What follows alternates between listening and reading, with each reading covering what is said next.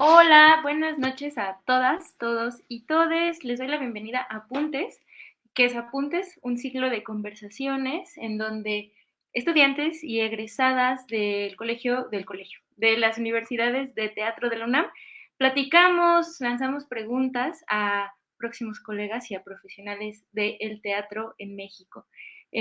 Muchísimas gracias por estar acá. Les comento que no solo apuntamos en este en vivo, sino que también algunos integrantes de la comitiva estarán apuntando digitalmente en todas las transmisiones. Tenemos a Xochitl Franco en el Facebook del Colegio de Literatura Dramática y Teatro, a Simón Franco en el Facebook del CUT, en Instagram a @-fabián-lr, o sea, Fabián, y en Twitter a @-bruno-zamudio.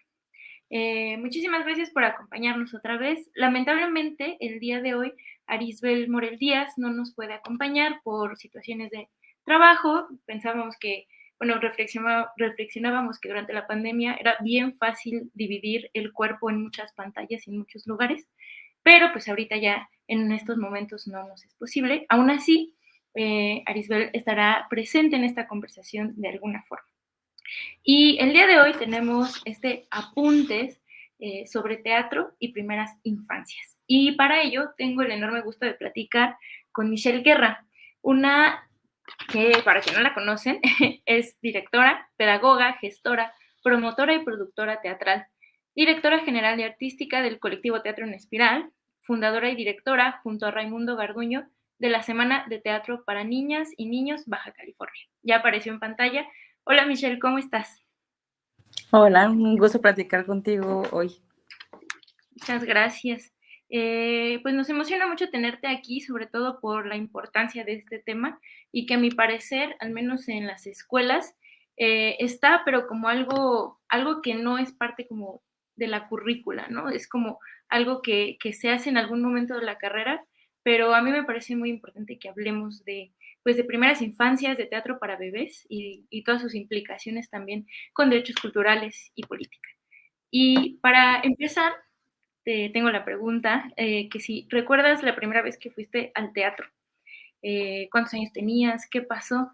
Yo, por ejemplo, la primera vez que yo recuerde que fui al teatro fue, creo que estaba en la prepa y era el Día Mundial del Teatro y mi mamá y yo habíamos ido a Coyoacán, no sé por qué, pero ahí andábamos caminando, quizás fue en la secundaria, y en un centro cultural estaba una de Molière, que no me acuerdo evidentemente, pero fue mi primer acercamiento al teatro, ese esquema. Y me acuerdo de que compramos una taza, mi mamá así muy emocionada de apoyemos el teatro y compramos la taza, que de seguro de andar por ahí. Pero me gustaría escuchar cuándo fue la primera vez que fuiste tú al teatro. Qué padre que tengas una taza que te recuerda tu primer día de teatro, eso me parece genial. Fíjate que yo soy de Ensenada y acá no hay una actividad teatral fuerte, ¿no? Y más, creo que cuando yo era niña no recuerdo que hubiera compañías. Entonces, mis abuelos eran personas muy religiosas y eran como que iban mucho a una iglesia y esa iglesia hizo una pastorela. Entonces, nos llevaron a todos los nietos y me acuerdo que en el elenco había una muchacha, una niña como de mi edad. Yo creo que yo tendría unos 9, 8 años. Y me acuerdo, no sé si realmente nos parecíamos, pero cuando yo la vi, mi recuerdo es que nos parecíamos mucho. Entonces creo que de ahí puede ser como que mi recuerdo me engañe y a lo mejor yo quería estar donde ella estaba actuando la pastorela. Digo, me da mucha risa porque nunca he hecho una, o sea, nunca he dirigido o trabajado en una pastorela, pero ese es mi primer acercamiento con el teatro. Cuando llegamos a la casa, mis abuelos tenían unas dinámicas muy padres con nosotros, con la familia. Y en el patio recreé toda la pastorela con mis primos, o sea, dirigí mi primer obra de teatro y me acuerdo mucho, sobre todo, como de la impresión de mi familia de decirme o de reconocer cómo me había acordado de todos los detalles, porque fue tan larga la obra que mis primos se empezaron a aburrir porque yo soy la más grande, entonces se empezaron como a salir de la pastorela y terminé haciendo todos los personajes yo sola y ya terminé. Hasta que terminó la obra no se fueron todos. Entonces, sí, esa fue como mi primera experiencia y por muchos años la única que tuve respecto al teatro. De ahí hasta la preparatoria que conocí a otras personas que hacían teatro que supe que esto se estudiaba desde, pues desde pequeño, ¿no? De niña nunca fui a clases, ni de, más o menos hasta la preparatoria comencé a tomar clases de teatro ya, digamos, con un maestro profesional. Se me hace bien chistoso porque ahorita que comentaste esto de la pastorela y que actuaste todo, no sé si yo lo estoy creando, pero también recuerdo que en una cena de Navidad yo lo que hice fue toda una cosa performativa y entonces puse a mi Mini en medio de una mesa y entonces yo era la Virgen y así caminaba alrededor. Y luego iba y me cambiaba a Angelito y ahora era el Angelito. Entonces, estas cosas también se me hacen bien chistosas porque sí, son nuestros primeros acercamientos y dices que fue la única en mucho tiempo. Creo que ahí podemos empezar a hablar de algo que a mí tiene unos cuantos meses que me pregunto, que es ¿a qué nos referimos cuando hablamos a tener derechos culturales o que tenemos un derecho cultural? ¿Y qué implica que el teatro sea uno? ¿O que tú cómo lo ves? Porque sí, la verdad es que empiezo yo a esbozar algunas ideas, pero quisiera saber tu opinión sobre eso. Es que creo que hay un cruce de muchas cosas en la historia, ¿no? Y en la práctica humana y en las artes. Es decir, digamos que en la historia nos ha revelado diversas concepciones sobre la infancia, ¿no? Desde una persona que está, que no es importante porque o sea, está en camino a ser una persona y hasta llegar digamos, a su reconocimiento en los derechos humanos universales. Pero creo que de ahí, de la letra a la práctica, hace falta atravesar toda una serie de asuntos que significan realmente poner en práctica esta presencia de las infancias en la vida pública. Ahorita, digamos, sin hablar de las artes, hablando sobre sus derechos humanos como ciudadanos, estamos lejísimos de dejar esta como pantalla, como esta cosa de decimos una cosa pero hacemos lo otro, en tanto sus derechos como seres personas, como sujetos de derecho, ¿no? Como parte fundamental de una sociedad en presente y comenzar a dejar de decir esto de el futuro o para el futuro, porque la infancia es un momento y es un presente y convive con otras generaciones, por así decirlo, o sea, con juventudes, con adultos, con personas de edad avanzada y todos convivimos en el aquí y en el ahora. Entonces creo que en ese espacio del presente es donde más perdidos estamos en cuanto a derechos culturales, ¿no?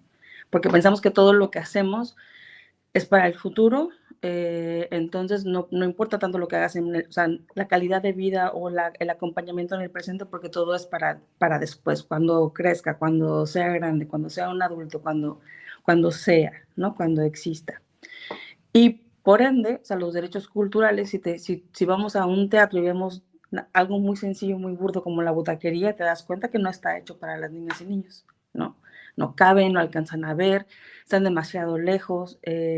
Y luego, bueno, ahora que viene todo este movimiento de teatro para primera infancia, pues lo primero que vemos es una cuestión como de cantidad, ¿no? O sea, como la numeralia que atiende al público, a las infancias como público, comienza como a pelearse con estas ideas de, bueno, todo lo que era para niñas y niños era multitudinario, ¿no? 100, 1000 personas, 1500 niñas y niños en un solo espacio, era significado de éxito, ¿no? De veras como atender a esta población sin importarnos la experiencia, sin importarnos la calidad, sin importarnos como cada una de esas personas que se sentaban en esa butaca y que realmente fuera una experiencia placentera, única, eso, ¿no? Para recordar ese primer día que fuiste a un teatro o todas las veces que fuiste al teatro, como de verdad sentiste que fuiste tomado en cuenta como persona con una necesidad particular que corresponde a cada una de esas etapas, ¿no? Entonces, como que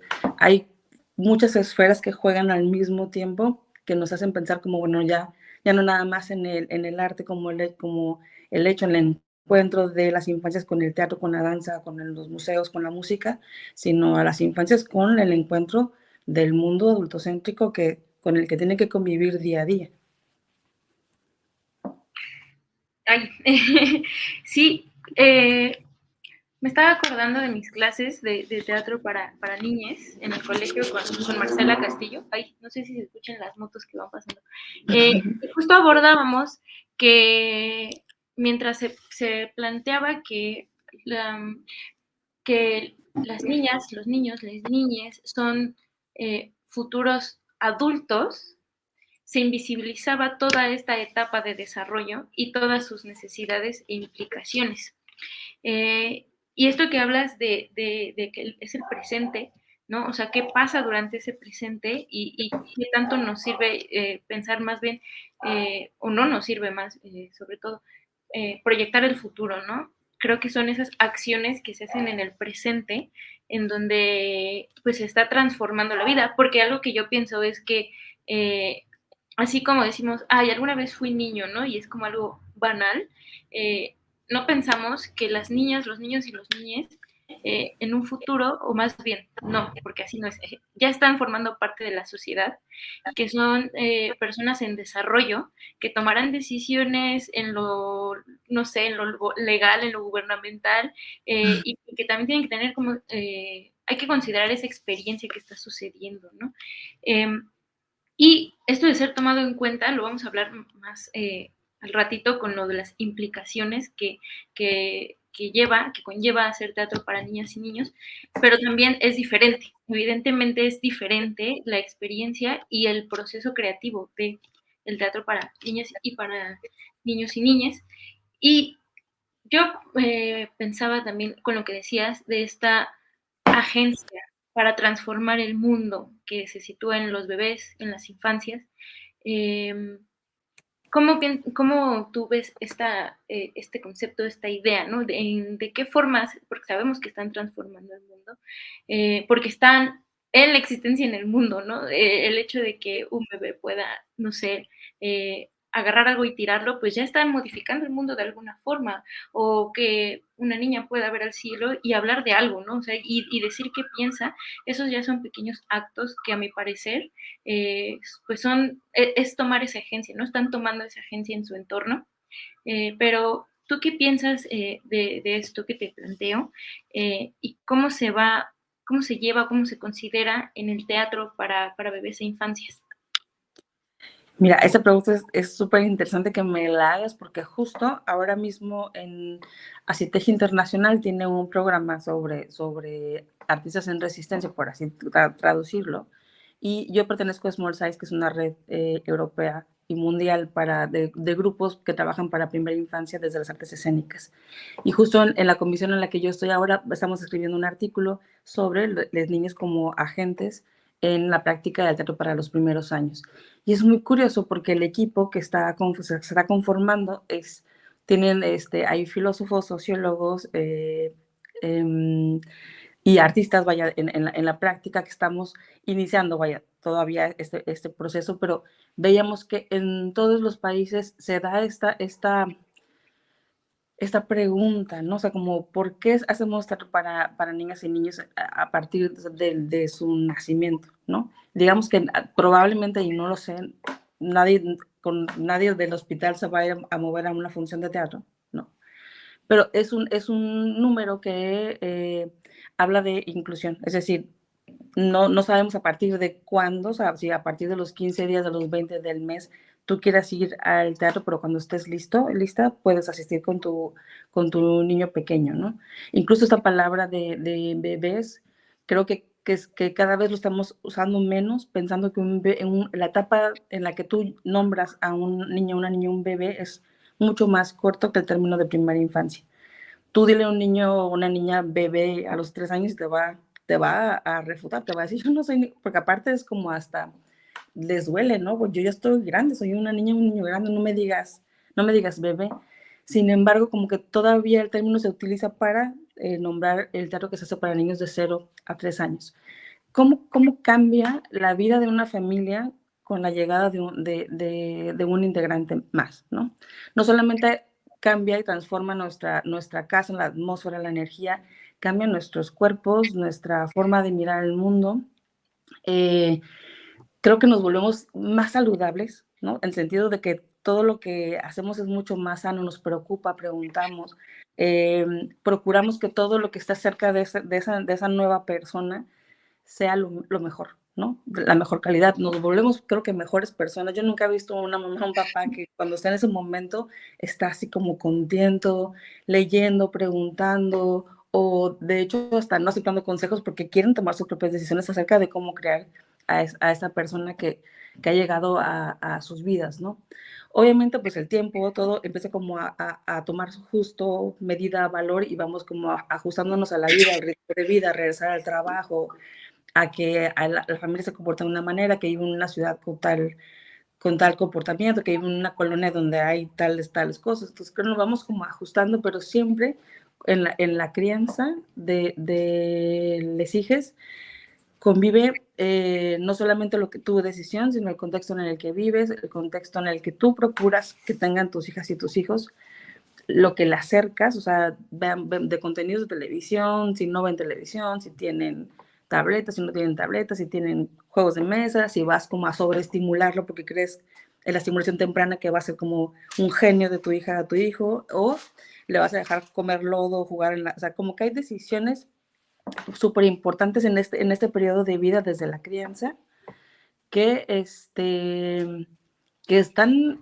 basadas en la sola presencia de un integrante nuevo en esa familia que nos modifica. Ahora, mete a un niño de 1 año a una sala, al Teatro de Gollado, por ejemplo, en Guadalajara, o al CCB. ¿Qué pasa con todo el espacio? ¿Qué pasa con los técnicos? ¿Qué pasa con el público adulto que está ahí? ¿Qué pasa con el espacio, con la iluminación, con la música, con los temas que tratamos en el teatro, con la escenografía, con el actor, con la actriz?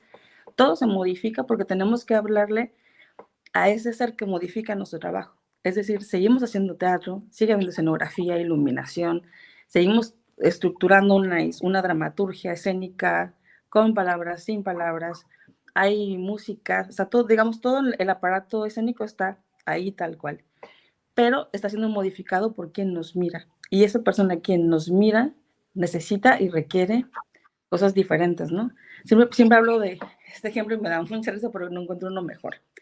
A una niña o un niño pequeño no lo sientas en una silla como la que tú y yo estamos sentadas ahorita, porque no está adecuada para él o para ella, ¿no? Para eso hay sillas para ellas y para ellos, ¿no? Así como nosotros nos vamos adaptando a los objetos o al tamaño de las cosas, también las cosas y el mundo se va adaptando a la necesidad que tiene el ser humano conforme va creciendo, ¿no? Desarrollándose. Y a final de cuentas, pues decir desarrollándose, todos nos estamos desarrollando todavía, profesionalmente, humanamente, o sea, siempre hay algo que está en nosotros creciendo, desarrollándose, tratando de alcanzar y de mejorar. Entonces, en realidad, cuando decimos que esa niña, ese niño está en un proceso de desarrollo, pues en realidad todos estamos en ese proceso de movernos de un lugar a otro, ¿no? Por eso seguimos trabajando, seguimos estudiando, seguimos haciendo esas conversaciones, por ejemplo, que creo que son súper importantes para poder, pues, sacar fuera del proceso artístico estos temas que son no nada más, te decía, de hacer una obra de teatro, se trata de generar una experiencia no nada más inclusiva, sino una propuesta que mueva todas las miradas que tenemos sobre la infancia y que aporte al respeto y a la visibilización de esas edades tan tempranas que a veces despreciamos porque no pueden contestarnos o hablarnos en nuestra manera de expresarnos. Claro, dices cosas muy importantes, sí. El hecho de que una persona nazca y en su nacimiento ya tenga derecho al teatro o a la cultura es importante. Y evidentemente no es como, ay, sí, 5 días, vente, te invito a ver a Molière en Coyoacán. No, pero tienen que existir. O sea, justo es esa oferta que tiene que existir porque implica algo político, que es algo que yo me acuerdo que cuando hablábamos de esta conversación con la comitiva de encuentros y la cátedra, Mariana Cándara decía, sí, bebés en pancartas, ¿no? Como que se pensaría que es algo muy distante o incluso algo ridículo hablar de política cuando hablamos de bebés e infancias, pero creo que no, porque yo sí tuve este problema como que es importante y es político hacer teatro para un sector de la población que de por sí, por la estructura de un mundo en el que es adultocentrista, antropocentrista, capitalista, no son considerados o no tienen una voz y no tienen voto en la sociedad, ¿no? Y creo que ahí radica o podría radicar este asunto político que hablamos. A mí, evidentemente yo he tratado como de empezar a considerar esos impactos, esos peligros de que las sociedades no consideren a las infancias y a los bebés. Pero tú, por ejemplo, ¿qué peligros puedes ver? Que ya los vivimos, ¿no? También existen en eso, ¿no? En ese invisibilizar, en ese no considerar esos mundos y esas miradas, que hablas de que el mundo se adapta al crecimiento y al progreso de las personas, pero ¿qué pasa con ese mundo que no se está adaptando desde la arquitectura de un teatro? Por ejemplo, tú estabas mencionando, yo jamás lo había pensado, que evidentemente son asientos enormes, que el mismo cuerpo se ha de sentir intimidado por no llenar o porque no tiene un asiento que es para su cuerpo, ¿no? Pero ¿tú cómo lo ves esos peligros, esos impactos en el desarrollo de las sociedades al no considerar a los bebés en las infancias? Pues yo creo que crecer en un espacio que no te considera como un habitante es crecer en un espacio endeble, no es como en un espacio improvisado, porque en realidad la calidad de vida que procuran las familias para sus hijas y sus hijos muchas veces tiene que, digamos, luchar contra las condiciones de una ciudad que no está diseñada para habitar para todos. Cuando dices todo público, cuando dices para todas y todos, y tú vas a un parque y ves que está lleno de chavos que van ahí como a hacer su relajo, que hay gente fumando, caminando, ¿sabes? Como a la altura de cuando caminan los niños, traen su cigarro prendido, o sea, hay un montón de desconsideraciones ahí, como de falta de conciencia de que estamos cohabitando los espacios con ellas y con ellos. Hace unos meses tuve la oportunidad de estar en Finlandia, en la Casa de la Cultura de Helsinki, es la capital. Y la directora, Caterina, nos decía que ellos estaban trabajando, estaban echando a andar hace un par de años en pandemia, me parece que nos contó, o antes de pandemia entrando, bueno, perdón, antes de entrar. Y así como tú cuando naces tienes derecho a tener un esquema de vacunación gratuito otorgado por el gobierno, acá por pues, un acta de nacimiento, derecho a tu nombre, y te acompañamos con las vacunas porque son algo pues, fundamental para la salud en los primeros años. Acá acababan de hacer un programa que en el primer año de nacimiento, así como nacías con tu cartilla de vacunación, nacías con 2 boletos para ir al teatro en tu primer año de vida. Entonces, en un año vas 2 veces al teatro. Cuando en tu segundo año de vida vas 2 veces a ver danza. En el tercero, o sea, artes plásticas. En el cuarto, o sea, como van de los 0 a los 6 años en un acompañamiento cultural que se vuelve responsabilidad del municipio. Entonces, y la gente lo cobra en su casa de la cultura. Y lo impresionante es que nos decía que el 85% de la población lo hacía valer. O sea, agendaba su función y se presentaban a las funciones. Entonces me pareció maravilloso pensar en justo las políticas culturales, cómo protegen desde el inicio un acompañamiento cultural como parte de tu salud, como parte de salud integral, del desarrollo humano de cualquier persona, que tiene que ver nada más con el asunto médico, de vivienda y de protección de una familia, también tiene que ver con la cultura, con ser un ciudadano con todos los derechos y digamos, no quiero decir privilegio, pero para mí viviendo acá es como qué privilegio poder estar en un lugar que te piense como con este derecho a acceder a tus espacios culturales, ¿no? Que en este caso es Casa de la Cultura.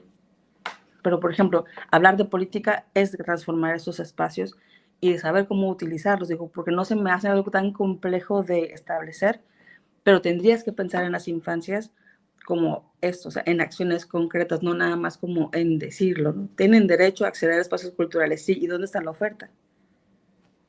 ¿O cuál es la oferta que les damos?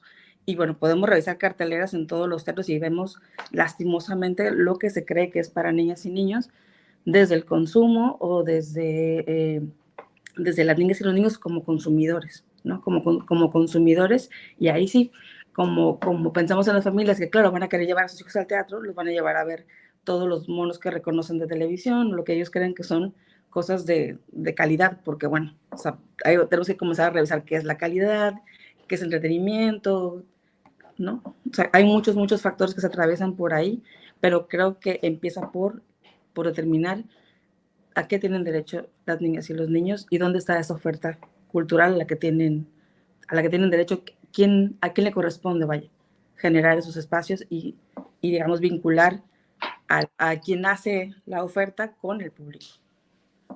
Esta pregunta que haces de a quién le corresponde, creo que es de por sí ya un lugar de acción, ¿no? Poder observar. Y es que también siento que muchas veces se deslinda esta responsabilidad que tiene nuestros modos de gobernanza y programas culturales. Es una responsabilidad, es una obligación.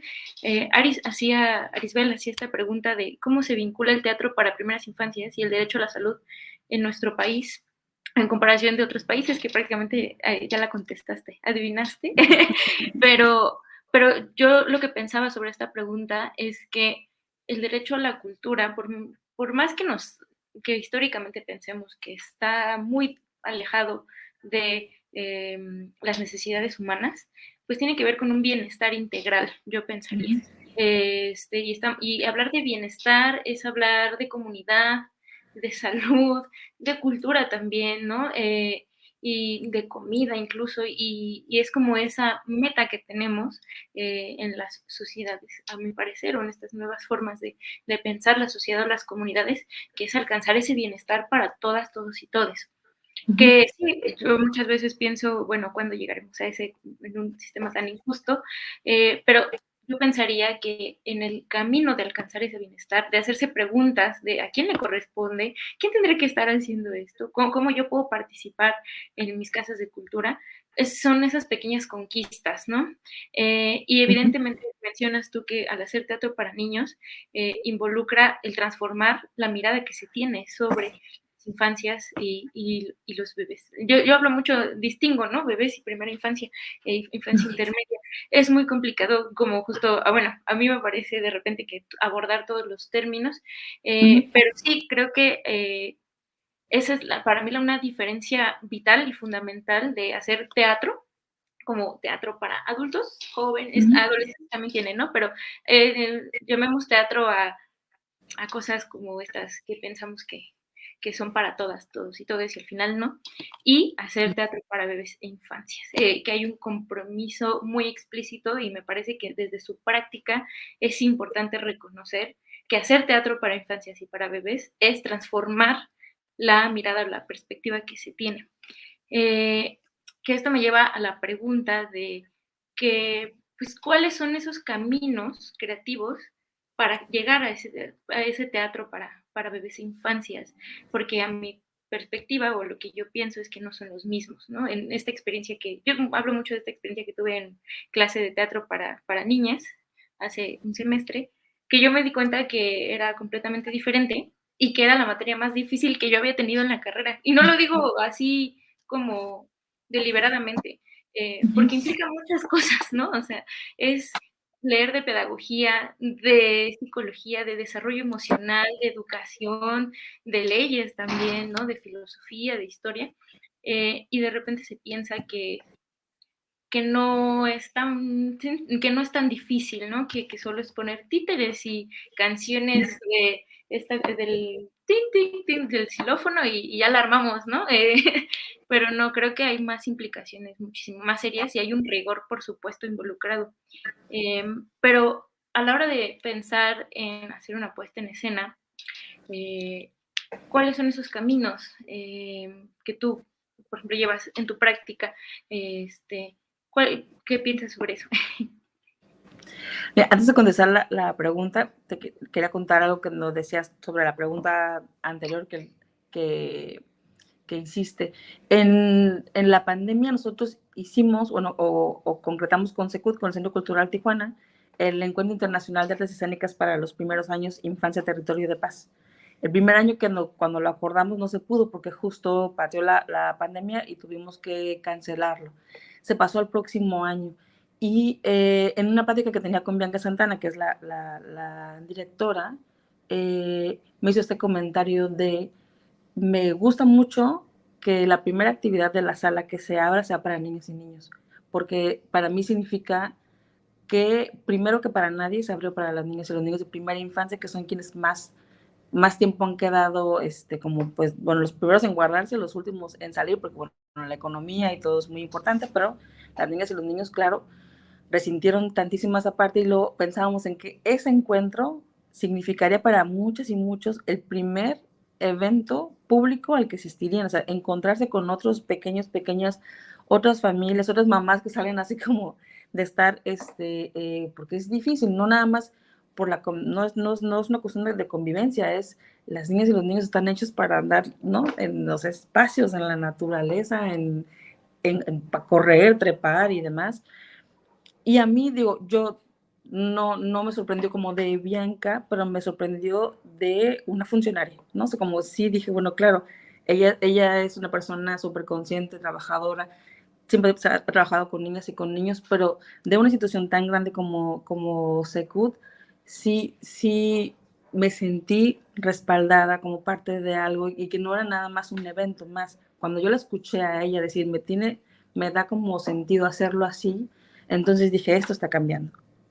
Sí, eso es esta mirada que ella está aportando, porque ella representa a una institución, no nada más representa lo que ella le gustaría.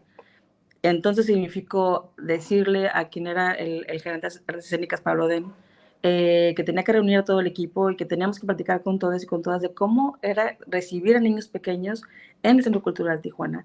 Edecanes, taquilleros, gente de limpieza, el gerente del acuario, la de escolar, obviamente la de la biblioteca, todos se reunieron, hicimos un recorrido por el Centro Cultural para ver qué cosas se necesitaban adaptar, por dónde podían entrar, qué información podíamos darle a la gente de la taquilla.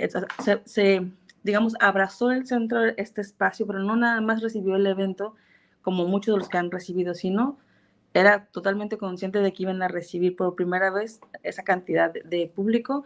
Hicieron estacionamiento de carriolas, en el baño de los hombres se hizo un cambiador para bebés, por ejemplo.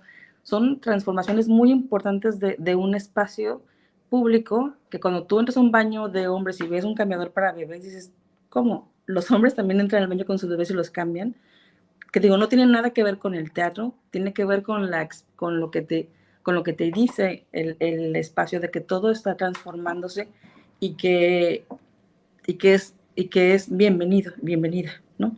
Obviamente, sí, los espacios como Secud tienen que como reajustar toda la cuestión de seguridad porque no está hecha para niños pequeños, entonces tiene que buscar salidas de emergencia, cambiadores cerca de, o sea, como que sí hay un reajuste porque de entrada no están construidos para recibir a este público en la sala, ¿no? Pero bueno, fue súper importante porque aparte fue en la sala de espectáculos, sin hay que poquita gente, no son miles y miles. Entonces, bueno, para mí esa experiencia en tanto a la vinculación con los espacios culturales de mi estado ha sido súper importante, ¿no? Esta relación. Ahora, ese encuentro ya tiene sede en el CCB, este año será en Cuernavaca y en Jalapa. Entonces, están extendiendo estos espacios para atender a primeras infancias a partir de esfuerzos en conjunto. Perdón.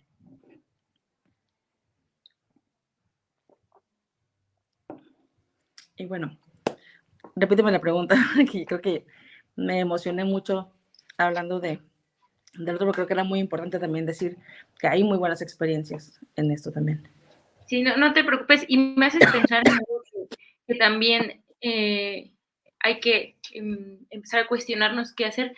Teatro para bebés e infancias también implica pensar en quiénes los acompañan, ¿no? O sea, quiénes acompañan a esos bebés, a esas niñas, niñes,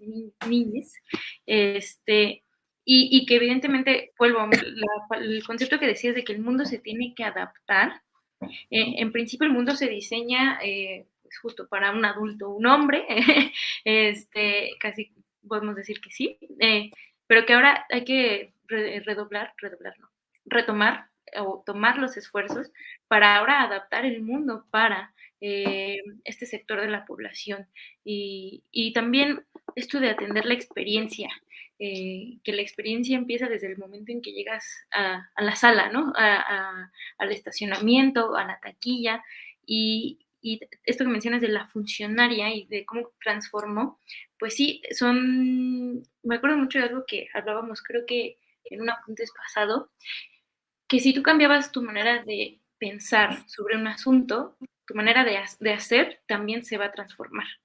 Y son esos esfuerzos que hay que hacer, que de repente puede llegar a sentirse como algo muy complejo o muy amplio, ¿no?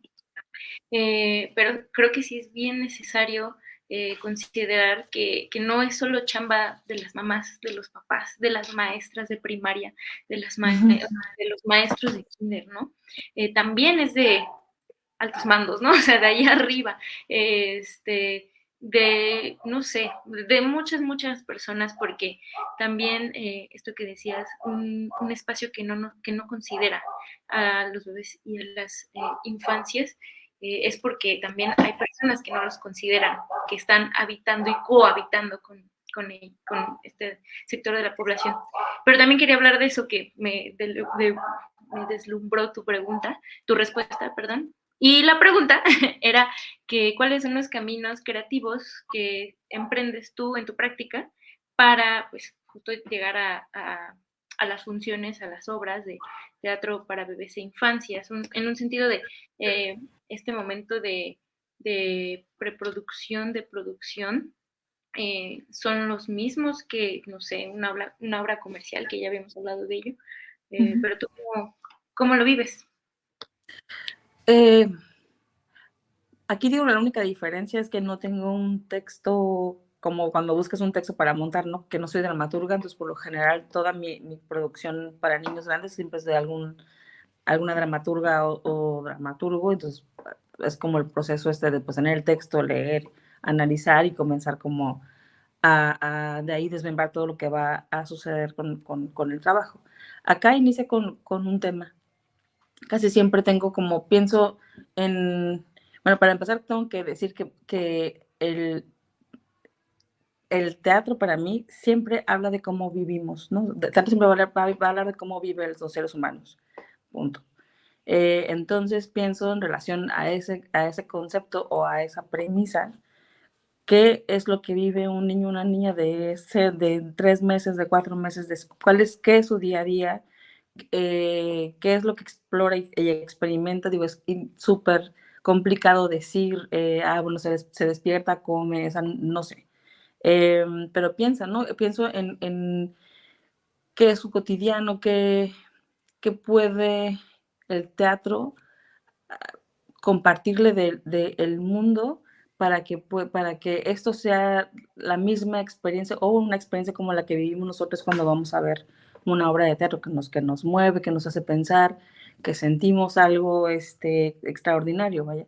Y justo en eso, por ejemplo, mi primera obra se llama Contemplar y era pensando en el, los cambios de temperatura que se viven en un día, ¿no? Que a lo mejor en la mañana es más fresco y luego sale el sol y luego puede ser más nublado. Bueno, aquí en Ensenada puede ser neblina en la mañana y luego un solazo y luego medio chipitea y luego otra vez frío en la noche, ¿no? Como que todos esos climas están ahí presentes en un solo día. Pero pienso, o sea, un niño pequeño desde la habitación, desde el carro, desde la sala, cómo es que lo viven, ¿no? O sea, el cambio de temperatura también se ve en la luz, en la iluminación, en la ropa, en las actividades que hacemos, en los objetos que están presentes y no en cada una de estas pues, temperaturas, y de ahí comienzo a construir, digamos, una escaleta de momentos que quiero, como los momentos, digamos, en 3 espacios grandes que quiero explorar, y de ahí ya empiezo como a jugar con las acciones, a ver qué se puede desencadenar de ahí, ¿no? Entonces sí es muy diferente de una obra a la otra porque depende qué es lo que nos va moviendo, pero hemos hablado de la temperatura y hemos hablado de cosas más abstractas como un punto y línea, ¿no? Que es la historia de un punto invisible que se traza en el piso y se vuelve una línea y luego se levanta, se vuelve una curva y luego un aro y termina siendo una pelota. Entonces, digamos, bueno, esa es la foto, es punto y línea, por ejemplo. Esta obra, justo también pensábamos en estas teorías de que el teatro para niñas y niños, sobre todo para los más pequeños, era como de muchos colores o que tenía, no sé, botargas, como hay muchas ideas así muy, muy, muy arraigadas en qué es lo que le gusta a las niñas y a los niños, ¿no? Entonces decíamos, bueno, vamos a hacer una obra así, blanco y negro, porque al final de cuentas, lo que importa de los colores es que pueda distinguir dónde termina un objeto, dónde comienza el anterior, dónde comienza el siguiente, perdón. Es una marca, o sea, un delineado donde hay un objeto y hay otro, es todo. Yo empezando a ver mi cuarto, ¿no? Probando esa teoría de que es verdad. Entonces, imagínate, si tú pones en un espacio 80 colores, pues a dónde vas a poder concentrar la mirada de, cuando no tienes la palabra, los objetos son lo que van a guiar tu historia, entonces, o las personas que están sobre el espacio. Si tú tienes un espacio multisensorial, es muy complicado que entonces los niños pequeños puedan poner la atención en lo que va, en lo que realmente está ahí llevando la historia, ¿no? Que si está un objeto y lo mira durante un tiempo y luego sale el segundo, el primero deja de importarle y le pone atención al segundo porque hay memoria, porque hay reconocimiento y hay un estudio constante de lo que está ahí delante, ¿no? Y siempre hay expectativa de qué va a pasar con el objeto, aunque no lo pueda verbalizar. Digamos que no hay un conflicto ético-moral como habría en el teatro ¿no? Que Aristóteles nunca habló sobre los niños, ¿no? Pero digamos que eso era lo que se planteaba en el teatro, o en el teatro del Club de Toby, ¿no? Tiene que haber un conflicto ético, moral, emocional. Para los niños que tienen 2 años, pues qué conflicto moral, ¿no? O los niños de 1 año, ¿qué conflicto van a tener? Solo hay un conflicto cognitivo. ¿Qué es eso? ¿A dónde va? ¿Por qué se movió? Eso ahí no cabe. ¿Por qué lo metieron en ese lugar? ¿A dónde va? ¿Y qué va a sacar ahora? ¿No? Todo lo que sucede es una pregunta nueva. Y eso también es conflicto. Y también podemos poner en conflicto las cosas que por lo general podemos deducir a partir que te aprendes una acción y luego la tercera, no sé, no sucede así. Ver la reacción de los niños es como, sabían que iba a suceder de nuevo y no sucedió y eso los pone en conflicto. Entonces, siempre hay una manera de encontrar algo interesante que mostrarles y que compartir, porque son sumamente inteligentes, mucho más que nosotros, están aprendiendo tantas cosas al mismo tiempo que son capaces de no nada más de ver un espectáculo, vaya, de ser espectadores, sino de también poner en conflicto sus conocimientos para adquirir nuevos. Sí. Entonces, bueno, esas preguntas se van contestando y se van a ir jugando, porque también hay que decir, este teatro se escribe sobre la escena, con tus compañeras, con tus compañeros que están ahí contigo, desarrollando y haciendo las mismas preguntas y desaprendiendo y deconstruyendo todo eso que ya sabemos que existe y que es, para volver a descubrirlo de una manera más respetuosa, ¿no? Siempre retando la inteligencia de quien te ve. Y eso también creo que es muy apreciado por los acompañantes. Es decir, si tú vas a un espectáculo donde ves que tienes un espacio para dejar tu carriola, que tienes un espacio para entrar y acomodarte, que te dicen, si tu hija está hablando o bailando, no pasa nada. Sabemos que va a estar comportándose de esa manera, te puedes parar, bailar con él, abrázalo, háblale para que esté tranquilo, sal de la sala, regresa a la sala, aquí lo puedes cambiar, puedes amamantar. O sea, hay un comportamiento del público que también es distinto al nuestro.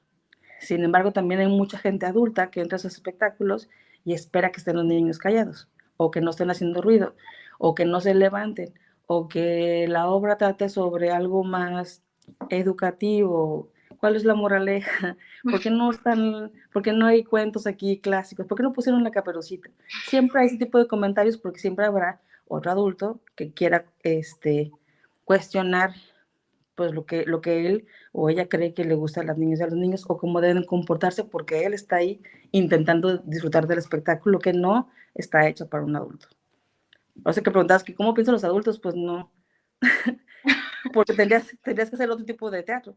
Sí, Yo pienso que si la experiencia arropa a las niñas de una manera respetuosa e inteligente y que el espectáculo vaya de una calidad importante porque está bien hecho, el adulto va a estar feliz también, ¿no? De que algo de esa factura o de esa calidad esté hecho para su hija.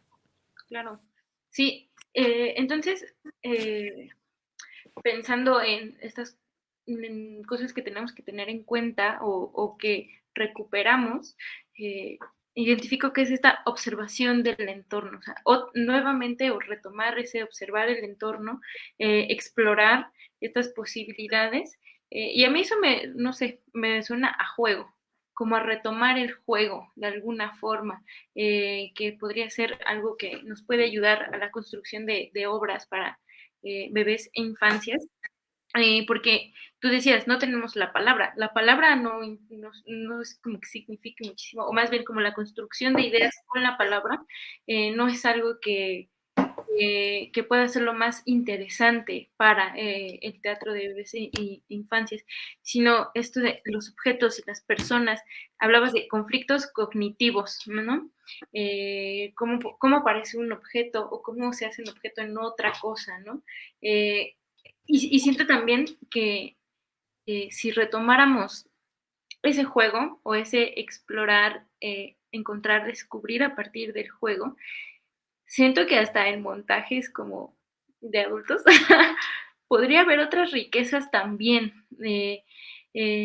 aunque esto es vital para el teatro para bebés, niñas, niños y niñas, siento que hay en la práctica profesional de repente no sé si es una imposición de solemnidad o de seriedad, y entonces quien analice mejor el texto según el método de quién, ese es un gran artista o ese es un gran creativo o creativa. Eh, Porque también pensaba que justo este regresar al juego, y eso es una pregunta para ti también que estás en el medio, ¿no? Regresar al juego podría implicar en muchas cabezas quizás equivocadas, eh, como, ¿cómo decirlo? Inferiorizar nuestro trabajo o hacer algo que no es importante para el teatro. Porque también otra cosa que pensaba es que el teatro pareciera en las programaciones también, ¿no? No en las programaciones, sino en las clases que yo he tenido, que el teatro para niñas y niños, niñas y bebés no es teatro que hay que tomarle tiempo para aprender a hacerlo y estudiar con rigor, ¿no?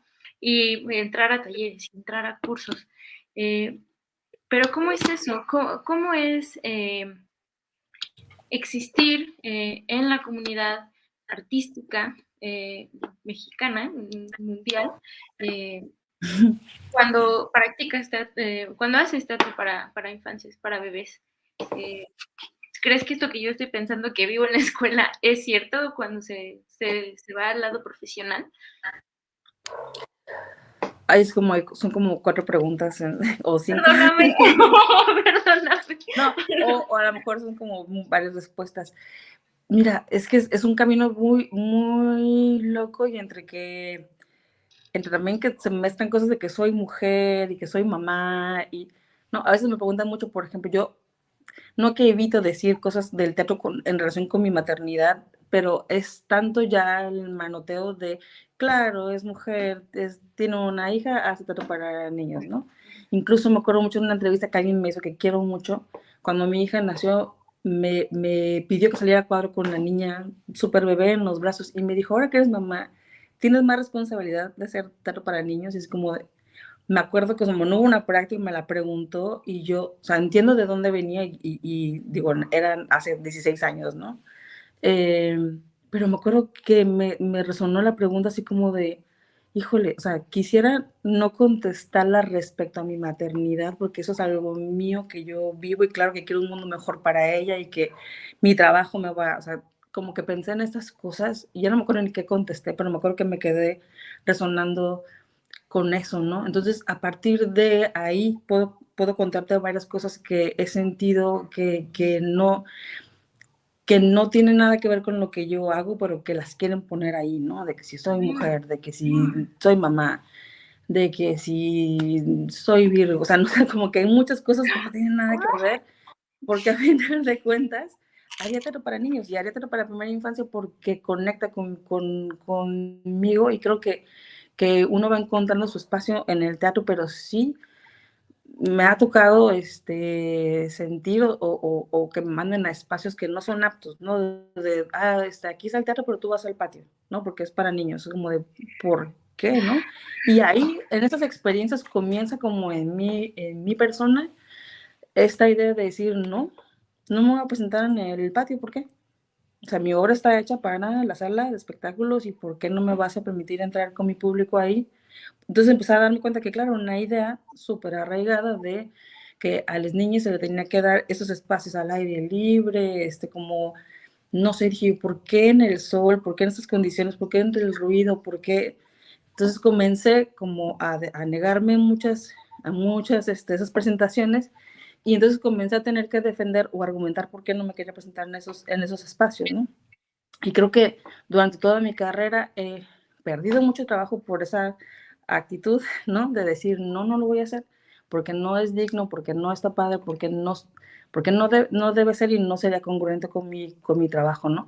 Y en otros momentos que tú vas a otros espacios donde no hay salas, donde no es posible hacerlo, lo haces de todo corazón, ¿no? En donde se pueda, aquí en este cacho de tierra, ¿cómo no? Pero luego, por eso es como que aquí está como esa condición y no se puede y es la única posibilidad, pues lo hacemos, ¿no? Como sea. Pero acá donde está la posibilidad, por qué haces esa diferencia, ¿no? En los pagos es lo mismo, en el trato es lo mismo, en, el, en la marquesina, ¿no? Así como en qué espacio está, ¿no? Como el sábado a las 10 de la mañana, las niñas y los niños. Y que entren los que quieran y regalamos los boletos y no tenemos control sobre eso y que, o sea, como que de pronto a mí me ha importado mucho esa parte y te digo, he perdido mucho, pero también he ganado muchas otras cosas, ¿no? Entonces, creo que sí, pues para mucha gente seguirá siendo algo menor, pero también he aprendido a pasar de eso. Es decir, sí lo sé, lo digo y lo reclamo cuando tengo que reclamarlo, pero hay mucho trabajo que hacer, ¿no? Entonces creo que espacios como este hace mucho no se daban. Seguimos, por ejemplo, en las universidades haciendo 3 espacios académicos donde se da la materia de teatro para niños, que es la UNAM, la UABC donde trabajo yo, INART, que es una escuela particular en Guadalajara. Son las únicas 3 universidades que yo sé que dan la materia. Entonces tú te preguntas cuánta gente trabaja para niños cuando sale de la universidad y los porcentajes son altísimos, ¿no? No se diga, por ejemplo, en actuación para niños, dramaturgia para niños, montajes, todas esas experiencias que pudieran ser muy padres en la universidad, se dan después en las tablas y claro, hay que seguir estudiando con el mismo rigor con el que se estudia. Yo diría que no tanto como el teatro como la técnica, porque eso ya es lo mismo, vaya, pero sí tienes que estudiar mucho sobre quiénes son este público al que te vas a dirigir, quién te está mirando, para entonces saber de qué hablarles, cómo hablarles, y sobre todo identificar estas ideas adultocentristas que siguen permeando nuestro trabajo. Hace rato decías, lo que yo pienso se ve en el teatro. Si yo creo esto de que los niños tienen que estar o a lo mejor ni siquiera tengo ese concepto, ¿no? Yo lo que veo son muchos colores en el teatro para niños porque son alegres, chispeantes, buena onda, les encanta todo, entonces les pongo todo lo que está ahí, ¿no? Entonces es como mi manera de pensar sobre las infancias está ahí, ¿no? Claro. Si yo creo que tengo que ser condescendiente con las escuelas y meter a fuerza temas sobre contaminación, no sé, como que esos temas que les encantan porque es una idea ya vieja, y yo soy condescendiente con esto. También mi trabajo se va mermando por querer pertenecer, porque también es un trabajo y también quieres, o sea, es muy complicado como delinear estas líneas o delimitar, digamos, lo que tú propones que quieres hacer con tu trabajo y el público y las necesidades que de pronto provienen de lugares que no están comprometidos de la misma manera que tú estás. Entonces ahí a veces hay conflicto, a veces hay como, bueno, no, muchas gracias. no se diga en lo que te pagan, en las condiciones de trabajo, en el tiempo que te dan para instalarte y demás. Sí creo que sigue habiendo una cuestión, hasta estoy buscando la palabra, pero no me puedo acordar de esa palabra, pero es como, lo digo, pero no lo hago. Son importantes, pero no son importantes. Como cuando eres incluyente así a fuerza, pero realmente no eres incluyente, Woke. esa es la Ajá. palabra. Esa es la palabra que estoy buscando, como, Como sí, o sea, incongruente. sí, pero es como, incluyo en la programación una hora para niños, una para primera infancia, pero les doy las peores condiciones. ¿No? Ya. Es como una pantalla, ¿no? Es como algo para de dientes para afuera, porque entonces no somos conscientes de que la experiencia es importante, por dónde llegan, a dónde entran, cómo los recibimos, cómo está el espacio, quiénes los van a recibir, dónde se van a sentar, porque no es lo mismo, no es lo mismo cuando llega un adulto y se sienta ahí, porque aparte si está en un lugar incómodo te lo va a reclamar. Un adulto que llega a un lugar que no está en condiciones te va a decir, oye, ¿qué te pasa, no? Sí. Pero un niño pequeño, así como que hay todos ahí aventados.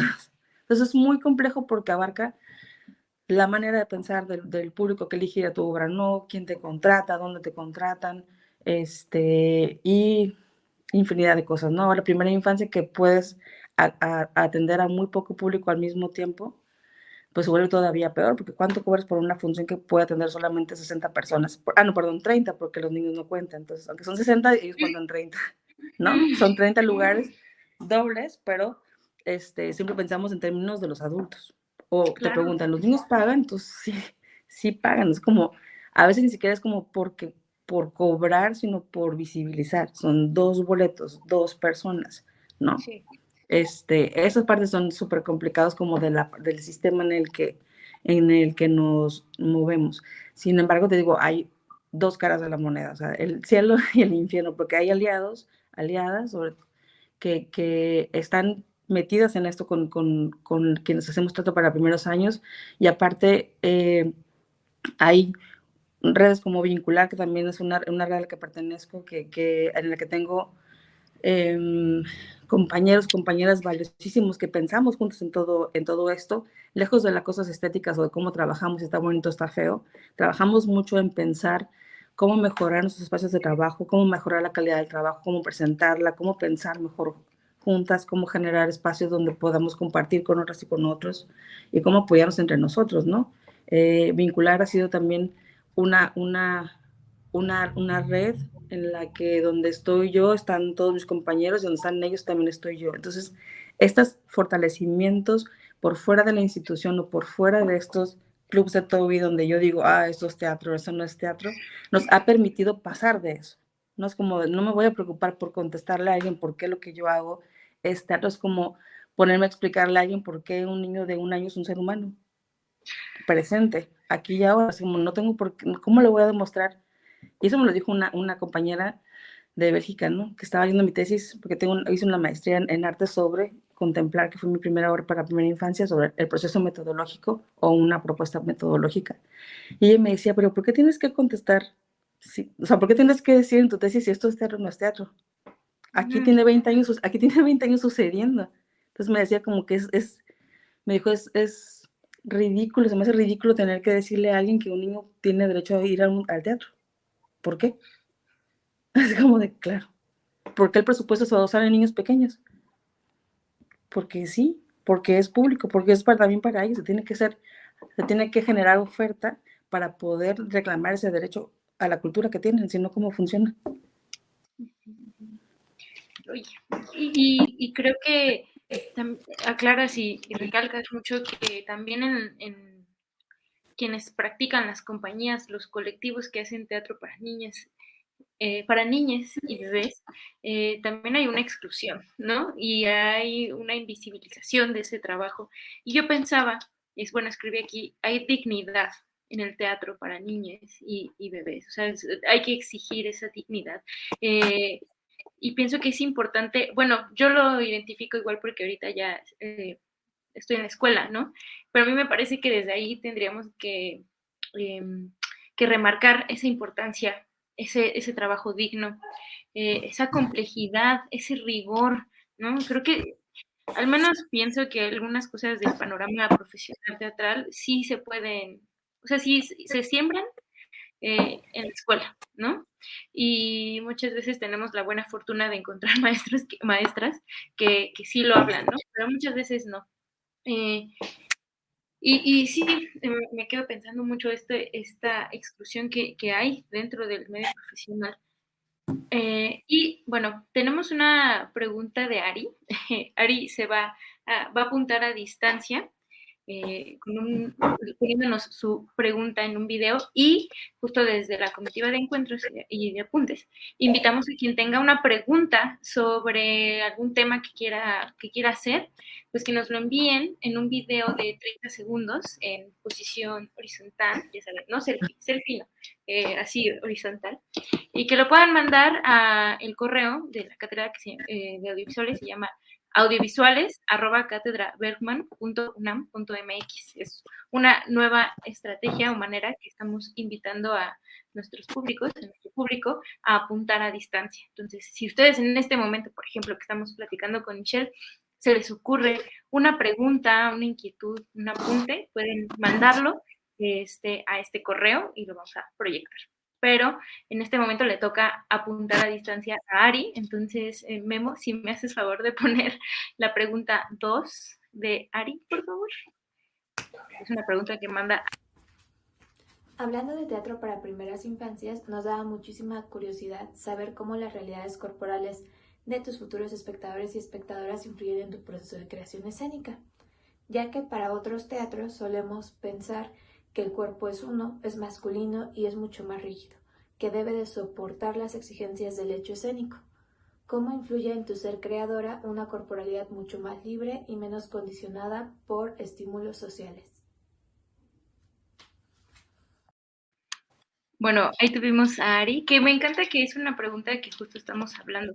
Y Ari le llamaba realidades corporales y no quisimos cambiarlo por otra cosa porque creo que justo hablar de cuerpo es hablar de habitar el espacio, de tomarlo, de cohabitar, ¿no? Y estas realidades que hablábamos que son muy distintas a los adultos, a las adultas. Eh, Michelle, ¿tú qué tienes que decir sobre esto? Que ya lo decías, ¿no? Las butacas, el estacionamiento, si me mandan al aire libre, ¿por qué? ¿No? O sea, ¿por qué me van a mandar al patio? ¿No? Pero es que yo no escuché cuando vi el video, pero no escuchaba lo que estaba preguntando. Bueno, no te preocupes, aquí la tengo, te la diré. Dice, ¿cómo las realidades corporales de tus futuros espectadores y espectadoras influyen en tu proceso de creación escénica?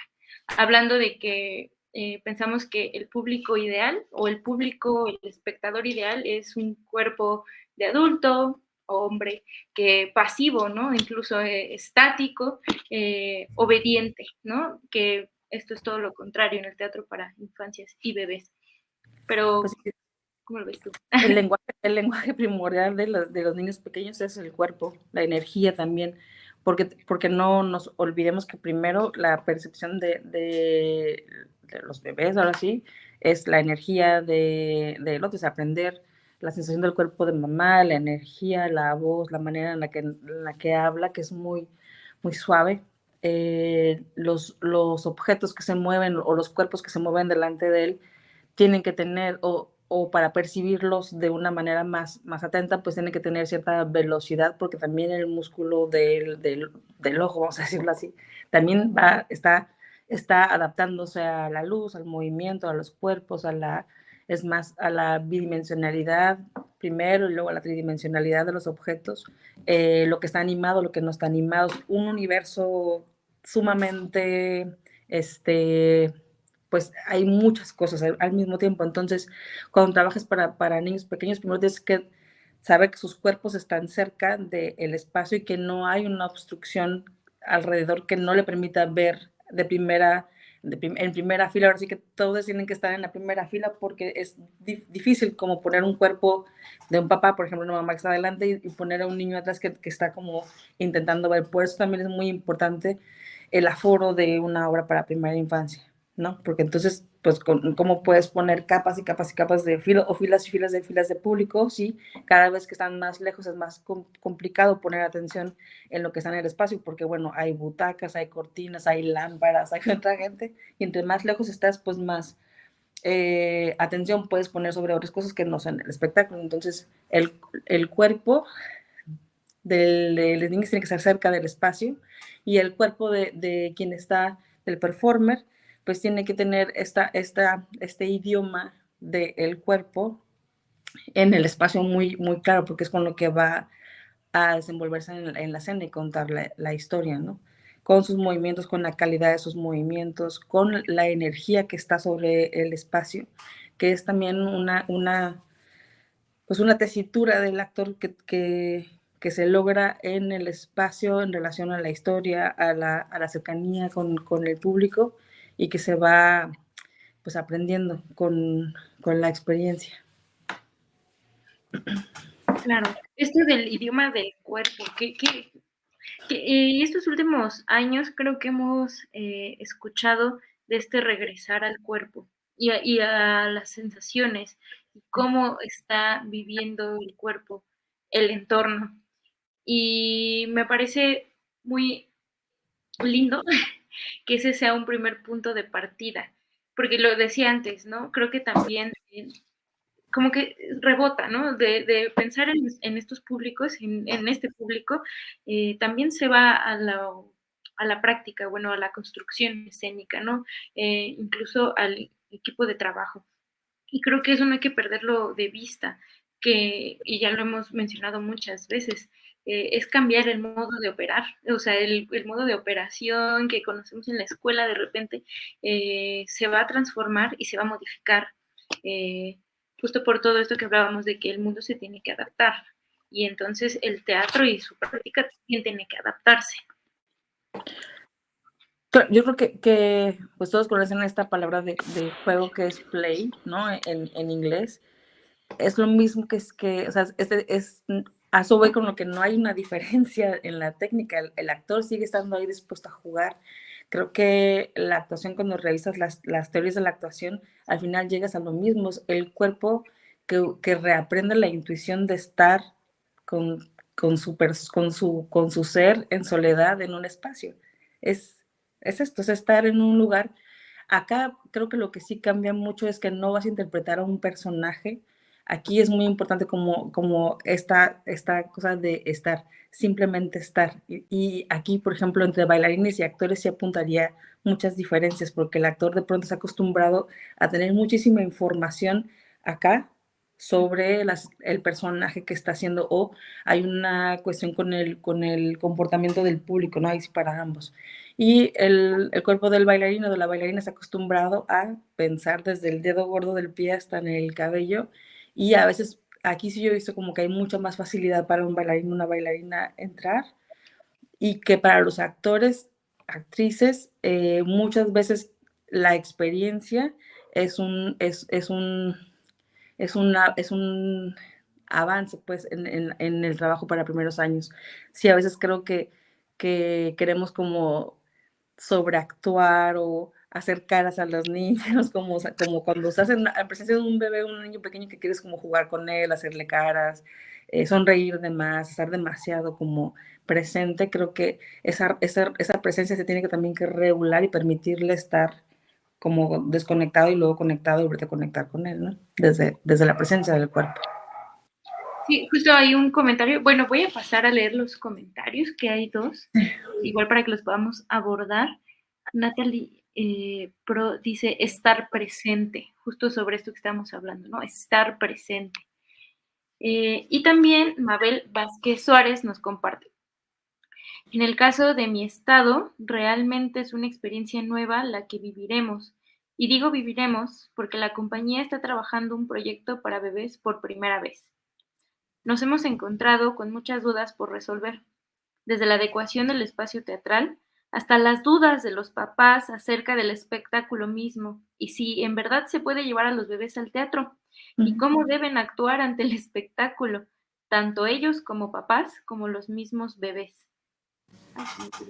Creo que hay gran camino por recorrer y paso a paso dar en el estado de Yucatán. Yo me estaba preguntando de dónde, Que está en cuál Mérida. estado. Espacio para las primeras infancias y crear desde las instituciones y la sociedad en general espectáculos adecuados para su desarrollo y su derecho a disfrutar del arte y la cultura. ¿Quieres comentar algo sobre esto, Michelle, o me paso al siguiente comentario? No, conozco a Mabel, que es una extraordinaria directora en Mérida y que ahora justo está aventándose a hacer un primer espectáculo para primera infancia. Justo la conocí en un taller que hicimos con la maestría en ESAI. Ahí di un taller muy corto sobre para primera infancia y nos presentamos con Contemplar en Tapanco hace unos 5 años, yo creo, más o menos.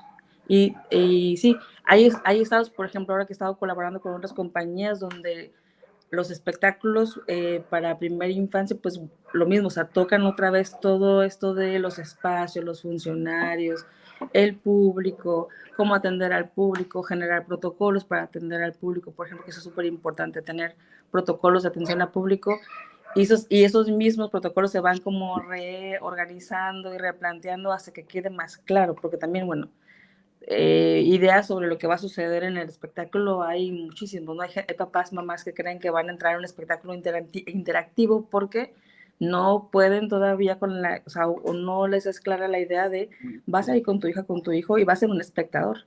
Se va a sentar y van a ver un espectáculo, ¿no? La mayoría de los espectáculos tienen como esta parte donde puedes interactuar hacia el final, pero siempre, digamos, hay una parte para contemplar el espectáculo y otra parte para jugar en el espacio, porque bueno, este último sentido que está guardado ahí del espectador, pues no lo va a perdonar, no quiere también, digo, ya me senté, ya te vi, ya te seguí, ya me reí, ya pregunté, ya apunté, ya dije, ahora déjame Ya tocar. déjame entrar.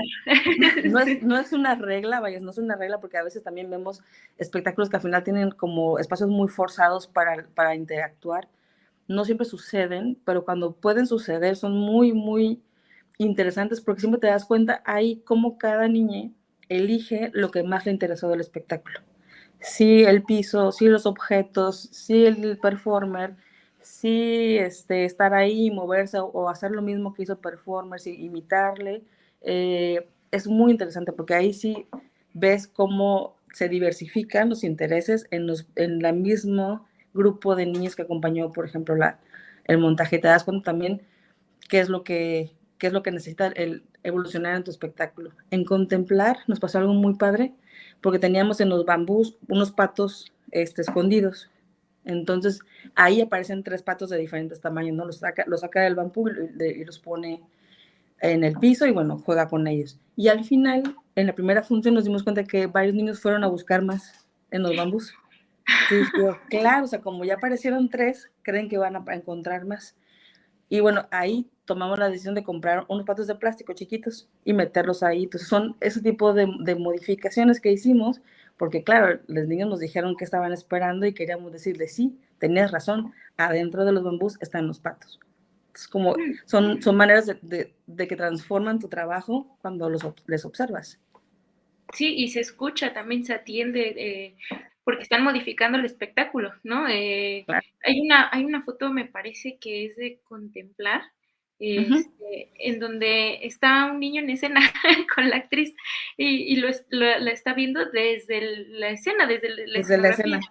Sí, a mí me parece una fotaza, porque creo que ahí está esta dinámica de participar, que es participar, no expectar tanto, ¿no? O sea, porque creo que ya también estos últimos años se ha como reformulado este pensamiento que tenemos sobre el espectador o quien especta, que también es una participación, ¿no? Claro. Pero creo que en las infancias y en los bebés está muy claro que se va a cruzar ese límite, ¿no? Ese proscenio va a cruzarse de alguna forma, incluso los bebés, ¿no? Incluso lo cruzan antes de que acabe la función. A veces es imposible que no estén entrando, pero son cosas que hay temperamentos. Así como que Claro. también se borra esa idea de página en blanco, que plastilina, que se puede. No, eso no tampoco es verdad. Todos nacemos con un temperamento y se nota desde que lloramos, ¿no? Sí. Hay unos que lloran súper fuertes, unos que lloran despacito, unos que no lloran. Pero, por ejemplo, hay niños que quieren estar, o sea, que no quieren estar sentados, quieren estar participando, es como de regresarlos y regresarlos. Y hay otras fotografías, por ejemplo, de niños, ahí en Contemplar también hay otra fotografía maravillosa de un niño que está de pie y está así, con su cara de que no puede creer la maravilla que está viviendo, ¿no? Ahora, para que se vayan de la función es complicadísimo. Pero eso es, o sea, hay muchas pruebas de que están ahí con todo su ser, con toda su presencia. Y eso hay que tenerlo en cuenta también. Oliver Emilio nos dice, creo que existe una expectativa respecto a la inteligencia de un niño, volviendo menos su conocimiento, lo cual a su vez provoca olvidar lo esencial del juego, incluso para adolescentes y adultos. Reconocer el teatro para infancias es buscar seguir aprendiendo y conociendo nuestro mundo. Igual, una idea que venimos desarrollando, ¿no? Que este juego tiene que recuperarse y que a la hora de crear estos espectáculos se regresa a eso, ¿no? Al juego, a la observación, a la exploración del entorno. Yo creo que yo agregaría que no es nada más el juego, es a la honestidad del juego, porque así como tú decías, no creo que se pueda aplicar a los actores y actrices en general. Cuando tú estás explorando en esto y levantas una cobija y encuentras un objeto y haces como que te sorprende, es lo mismo como cuando te adelantas a la acción de tu compañero y estás reaccionando antes que le pegues la cachetada, por ejemplo. Claro. Estos juegos son reveladores de qué tan serio y qué tan riguroso eres con tu trabajo. O sea, no importa para quién trabajes, al final de cuentas es poner el cuerpo en el juego que te pide la obra. Sea una obra de Chekhov, o sea una obra, así sea punto y línea, te exige un rigor y una presencia y estar en esa disponibilidad a jugar las reglas de ese juego, ¿no? Entonces, por eso insisto como que hay es lo mismo, es la misma técnica, es la misma presencia, solamente cambia quién te está mirando y eso también obviamente modifica cosas, pero tu preparación y tu disciplina y tu rigor debe estar ahí. Claro. Siempre. Claro. Voy a seguir con los comentarios. Dice Cal Ram Leo, es una oportunidad para los niños de poder expresarse y también para los papás de poder expandir sus sentimientos y entendimiento. Otro comentario que tenemos es de Cuevas Roderico. Siempre se habla de que el público infantil es implacable en la recepción de una obra. En la práctica, ¿es así? ¿Cómo medir la pertinencia de una propuesta escénica? Muchas gracias por este valioso espacio de diálogo. ¿Quieres contestar esas preguntas, Michelle?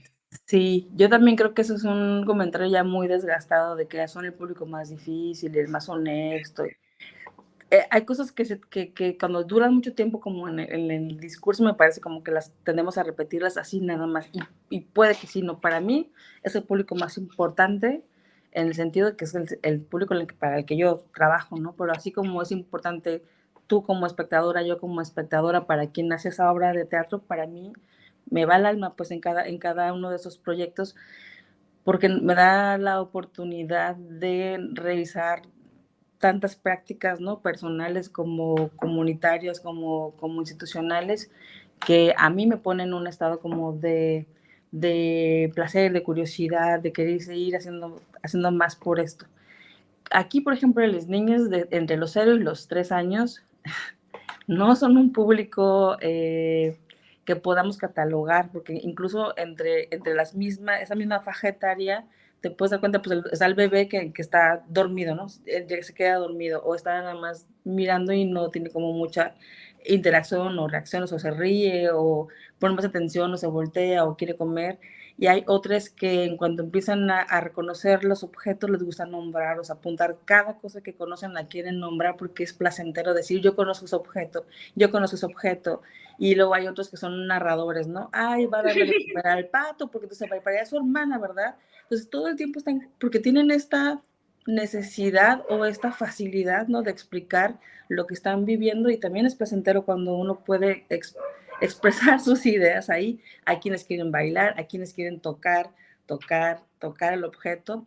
Incluso hay quienes quieren poner su pie en el filo del escenario nada más para decir, aquí estoy. ¿no? Es como, hay muchas maneras en las que se manifiestan y a veces creo que para las performances es súper complicado de, de entender que si están llorando, si quieren salirse, no tiene nada que ver con el espectáculo, tiene que ver con cómo se sienten ese día, porque ahí sí son absolutos, ¿no? No quiero estar, no quiero entrar, el espacio está oscuro, es diferente, esa gente yo no la conozco, ¿sabes? Como es, por eso también la experiencia es muy importante.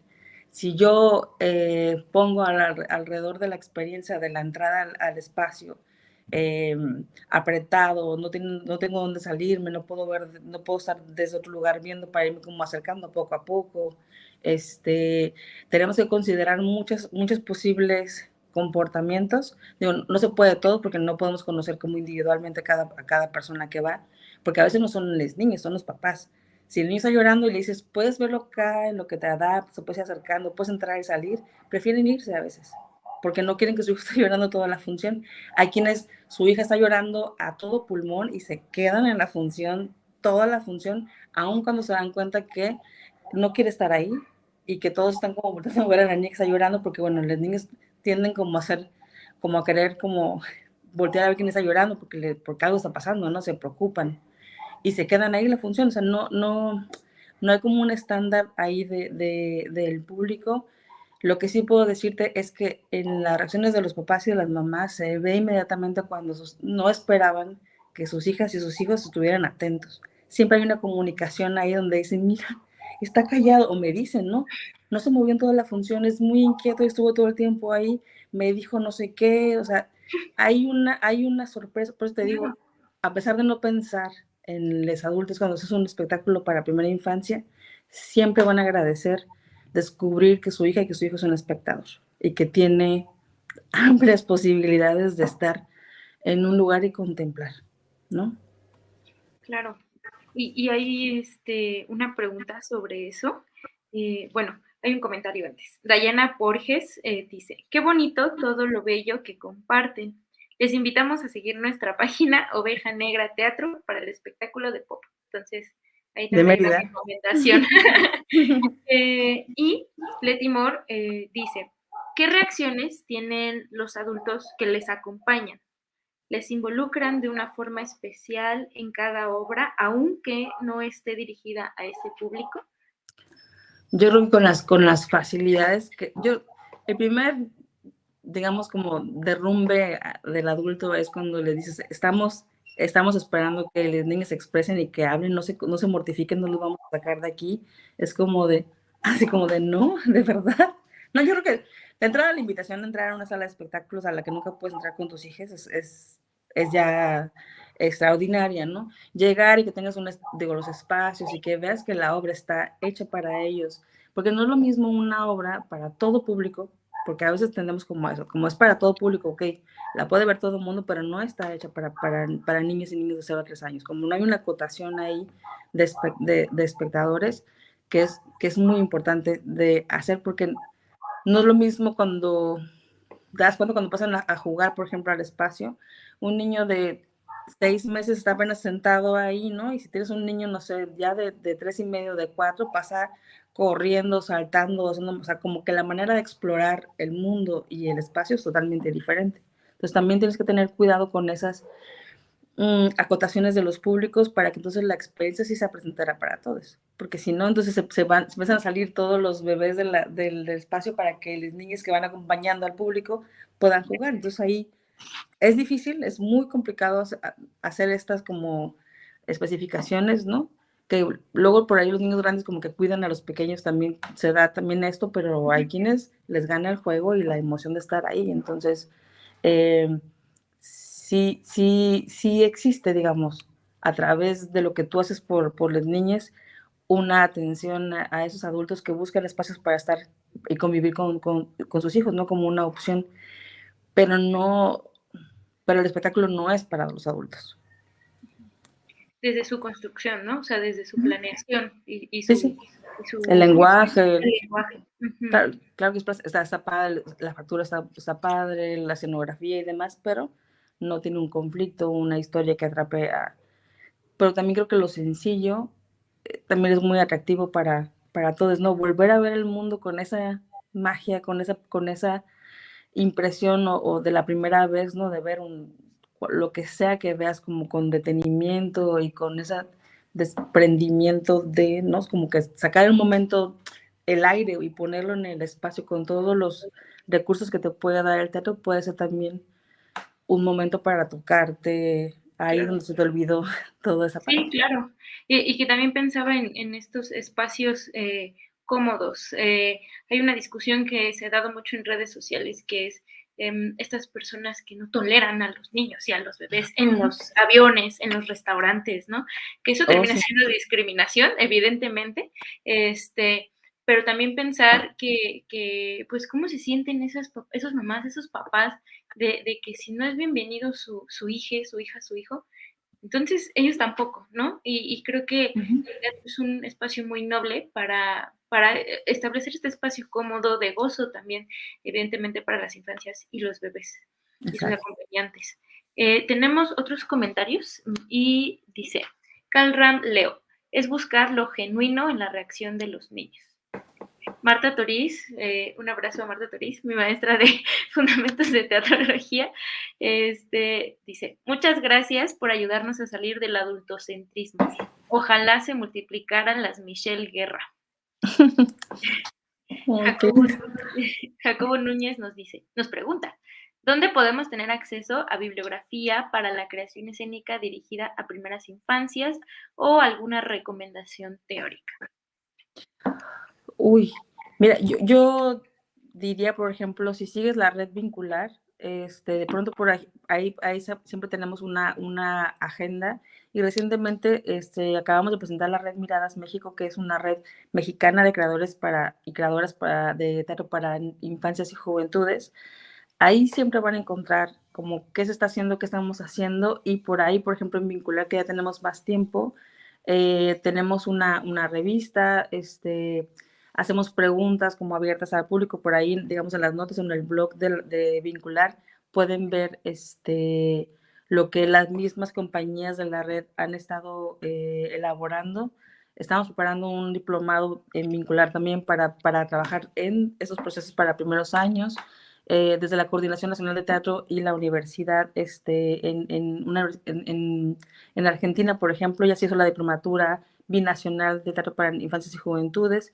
Creo que se están generando muchas sinergias ahí entre las agrupaciones que trabajamos para primera infancia en las instituciones en torno a estos temas, ¿no? Porque no hay publicaciones, no hay libros, salvo, por ejemplo, que sacó Milagro hace muchos años sobre las experiencias de las compañías de Small Size, que está editado por el Milagro, que se llama Teatro para los primeros años, creo que es el nombre del título. Yo, por ejemplo, les recomendaría que siguieran en Instagram a Ternura Rebelde, que es un grupo de sociólogos en Argentina, que digamos no son un grupo de artistas, pero son quienes hablan de las infancias desde la sociología y desde lo revolucionario de ser niñas y niños en este momento, ¿no? Entonces, por ahí pueden buscar en esa red muchos libros, referentes, estudiosos sobre las infancias, que yo más que decirles que lean sobre teatro, hay que revisar nuestras miradas y lo que pensamos sobre las infancias y cuestionar nuestras prácticas y dónde se escapan estas ideas que tenemos todavía adultocéntricas o que basadas en nuestra infancia deducimos sobre la infancia actual. Es decir, mi infancia no tiene nada que ver con la de mi hija, ni la de mi hija con la de mis sobrinos más pequeños, ¿no? Entonces, mirar con mucha atención, con mucho respeto y buscar estar como informada sobre en qué mundo vivimos, ¿no? Cuál es la realidad que abraza esas infancias y cómo yo como creador, como creadora puedo comunicar o compartir el mundo sin como sobreponer o priorizar mi mirada adulta en en el arte. Claro, y se me había olvidado remarcar que esto que decías de no hay que basar nuestra mirada de la infancia a partir de lo que nosotros suponemos que fue la nuestra también, ¿no? Y también lo que les decía, a mí por ejemplo, tomar teatro para niños, niñas, niñas, uno, como optativa, fue de verdad la materia más compleja para mí. Y fue la que más me explotó la cabeza y yo estaba así todo el tiempo diciendo, es que sí, es que este mundo adultocéntrico. ¿Y por qué es complejo? Porque requiere de muchas otras áreas de conocimiento que el teatro tradicional no se vincula. Yo he leído hasta de neurociencia, ¿no? Entonces creo que son cosas que hay que tener en cuenta, que es una chamba que es muy disfrutable, para mí es muy disfrutable, pero sí hay que reconocer que implica vincularse desde otros lugares y con otras áreas de conocimiento y otras disciplinas. Entonces, muchas gracias. Igual, como último comentario, pongo que Amanda VG dice, desde la literatura infantil y juvenil recomiendo mucho el blog Linternas y Bosques. Igual, para irlo agregando a las recomendaciones. Y pues lamentablemente me pone verdaderamente muy triste que en el tiempo se está acabando, porque esta sesión ha sido igual muy iluminadora, muy rebelde también, de bebés con pancartas. Creo que es muy importante que hablemos de esto, verdaderamente, y te agradezco mucho, Michelle, que nos por tu tiempo, por tu disposición, tu experiencia, todas tus vivencias. Me parece que eres una artista muy, muy, muy importante y valiosa en el panorama mexicano en este momento y de verdad yo estoy muy honrada, igual Arisbel te lo expresa a distancia, que estamos muy agradecidas contigo por querer platicar en este espacio. ¿Tienes algo más que quieras decir, algo que agregar? Nada, que me acabo de acordar la palabra que quería decir, simulación. Sí, La bueno. simulación, la maldita simulación de eso, ¿no? De decir, sí, incluimos, pero es una fachada que se cae, es muy endeble, ¿no? Sí, yo estoy muy emocionada, no sabes lo emocionada que estoy porque tengo alumnos, soy maestra de una universidad y saber que este espacio está creado por ustedes y acompañado por sus maestras, maestros, me hace sentirme muy honrada de que yo esté aquí hoy charlando con ustedes, porque bueno, que me inviten alumnos de otra institución que piensen en mí, pues me hace sentir muy, muy contenta y sé que Claudia trabaja con ustedes allá, también es una amiga muy, muy querida, y que platicamos mucho sobre estos temas, sobre la pedagogía y sobre el teatro para niñas y niños, nos acompañamos, esa es la palabra, nos acompañamos mucho.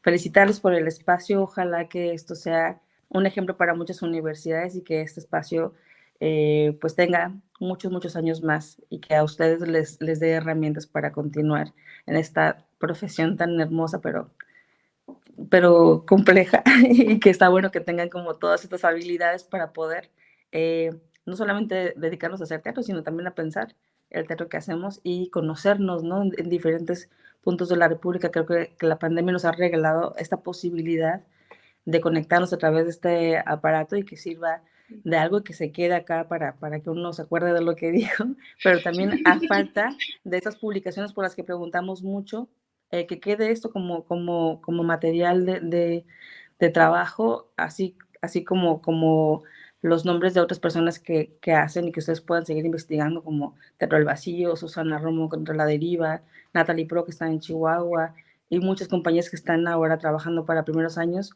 que sea esto un aporte, un apunte sobre la historia que estamos viviendo ahora y que ojalá abone a que ahora, como es al principio, la definición de infancia sea diferente, que sea ahora hablar de nuestro tiempo como un tiempo en el que las infancias ocuparon espacios y que sus derechos culturales fueron respetados, validados y que crecieron de una manera importante. Muchísimas gracias, Michelle. No quería irme sin decirte que cuando se abrió la posibilidad de platicar contigo, yo me emocioné mucho porque justo vi punto y línea como material de mi clase. Y dije, no puede ser. Entonces, sí, pero también desde la escuela tenemos que exigir que hablemos de estos temas, exigir que pensemos en estos públicos. Eso es lo que yo siempre remarco cuando me toca estar acá, ¿no? Desde la escuela es un espacio de construcción. Entonces, te agradezco muchísimo, Michelle, espero estés muy bien. Allá estás ahorita, me parece, en Ensenada, ¿no? De donde eres, entonces, espero estés muy bien, te mando un abrazo muy, muy, muy grande hacia allá Y agradecer también a quienes nos vieron el día de hoy. Apuntes se logra gracias al apoyo del Colegio de Literatura Dramática y Teatro, el Centro Universitario de Teatro y la Cátedra Bergman. Gracias por el apoyo técnico de la cátedra, siempre son un salvavidas en esta situación técnica. Y muchísimas gracias a Teatro UNAM, también por supuesto Teatro UNAM, y a los integrantes de la comitiva que estuvieron apuntando digitalmente durante esta sesión, Soch, Simón, Fabián, Bruno. Y recuerden que estamos implementando esta nueva manera de conectarnos con quienes nos ven, que es apuntar a distancia. Les invitamos que si tienen alguna pregunta, un apunte, nos lo envíen en un video de 30 segundos máximo en formato horizontal, acuérdense, así de selfie, no, en horizontal, al correo de audiovisuales@catedrabergman.unam.mx. Vamos a tomar en cuenta todas sus preguntas, todos sus apuntes y los vamos a poner por acá para seguir dialogando. Otra vez, muchísimas gracias, Michelle. Muchísimas gracias a quienes nos vieron y les deseo un excelente inicio de semana y nos vemos pronto. Gracias. Bye.